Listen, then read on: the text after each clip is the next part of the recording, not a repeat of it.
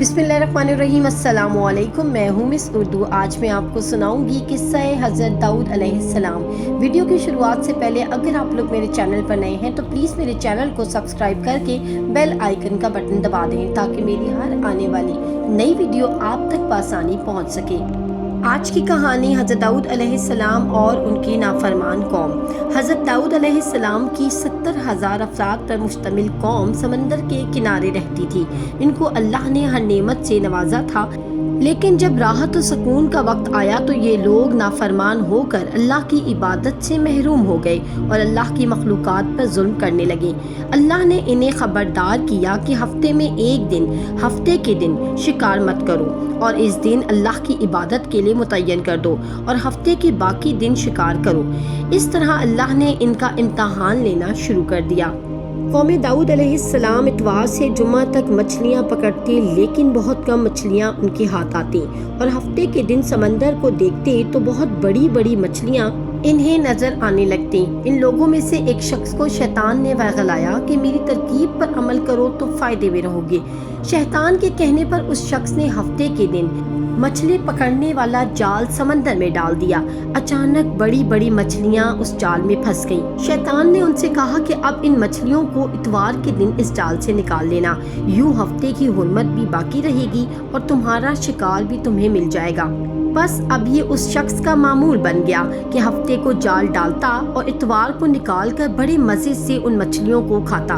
आसपास के लोगों के पूछने पर इन्हें भी इस तरकीब का बता दिया।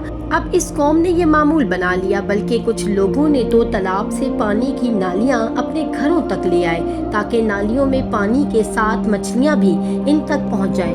इस बस्ती में कुछ अल्लाह के नेक लोग भी रहते थे जो कहने लगे, ये जो तुम हफ्ते के दिन जाल फेंक कर मछलियाँ पकड़ते हो, दर हकीकत अल्लाह की नाफरमानी कर रहे हो।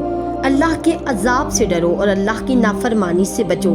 ये सुनकर वो मजाक उड़ाने लगते और कहने लगते कि हम वो करेंगे जो हमारी मर्जी होगी।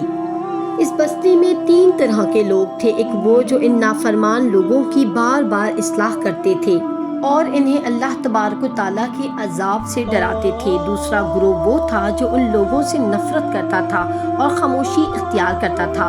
और तीसरा ये ग्रोह जो गुमराह हो गए थे।